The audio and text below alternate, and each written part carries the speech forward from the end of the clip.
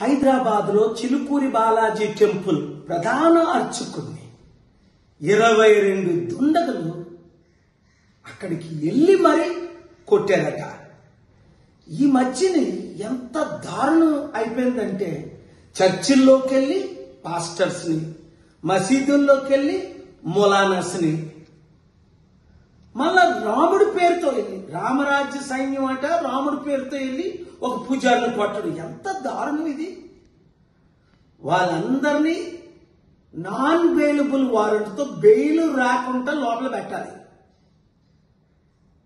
సరి అయిన యాక్షన్స్ తీసుకుంటేనే ఇలాంటి అవినీతి అక్రమం దేవుడి పేరుని మందిరాల పేరుని తగ్గుతాయి. లేదంటే ఈ దేశం సర్వనాశనం అయిపోద్ది.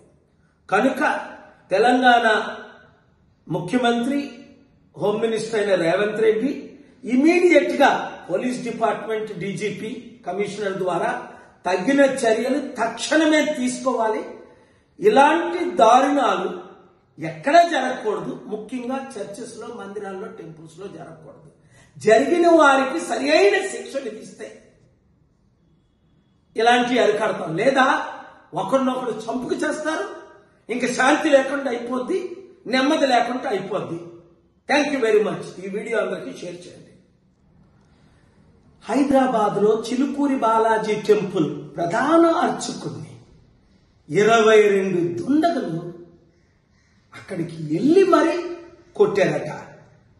ఈ మధ్యని ఎంత దారుణం అయిపోయిందంటే చర్చిల్లోకి వెళ్ళి పాస్టర్స్ ని, మసీదుల్లోకి వెళ్ళి మొలానాస్ ని, మళ్ళా రాముడి పేరుతో వెళ్ళి రామరాజ్య సైన్యం అట రాముడి పేరుతో వెళ్ళి ఒక పూజారిని కొట్టడు. ఎంత దారుణం ఇది!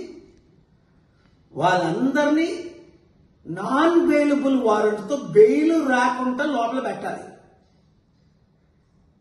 సరి అయిన యాక్షన్స్ తీసుకుంటేనే ఇలాంటి అవినీతి అక్రమం దేవుడి పేరుని మందిరాల పేరుని తగ్గుతాయి. లేదంటే ఈ దేశం సర్వనాశనం అయిపోద్ది.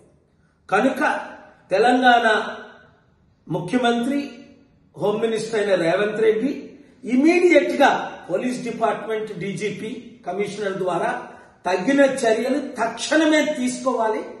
ఇలాంటి దారుణాలు ఎక్కడా జరగకూడదు. ముఖ్యంగా చర్చెస్ లో, మందిరాల్లో, టెంపుల్స్ లో జరగకూడదు.